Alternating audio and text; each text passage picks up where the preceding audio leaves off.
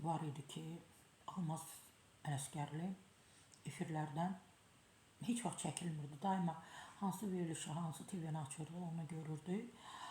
İndi son vaxtlar Almaz Ələsgərli də elə bil geri çəkilib, arxa plana keçib. Deyərdim ki, Almaz Ələsgərlə yaşıd olan, yəni o yaşda olan müğənnilər, istər kişilər, istər qadınlar, mən fikir vermişəm ki, uzaqlaşıblar, kənarlaşdırıblar.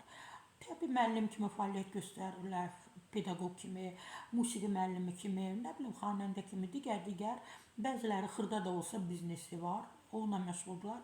Efirlərə az halda gəlirlər. Bəli, o səbəbini açıqlayıb ki, niyə efirlərə gəlmirəm? Bəli, son xəbər verir bunu. MTV-də Azərbaycan açıqlamasında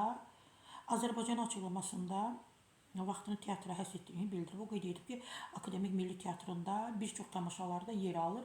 Mən də bilirəm, hamımız bilirik ki, artıq o teatrda çalışır. Ona görə də bəli, Akademik Musiqili Teatrda çalışır, tamaşalarda yer alır. Bir yol vermişəm gənclərə. Nə qədər istəyirlər çıxsınlar, oxusunlar, oynasınlar. Mən də səhnədə varam. Arada çıxaram, amma gec. O səmimi etiraf edib. Teatrda çalışıram, səs lazımdır. Yerimi tapmışam, qalma sevmirəm, pozitiv adama. Ona görə də verilişlərə az halda gəlirəm. Almaz xanım, olsa gənclər bu səhnəni elə əllərinə alıblar ki, siz yaxınlaşmaq istəsəz də onlar bax belə sinələrin belə dayanıblar, əllərində qoyublar belə.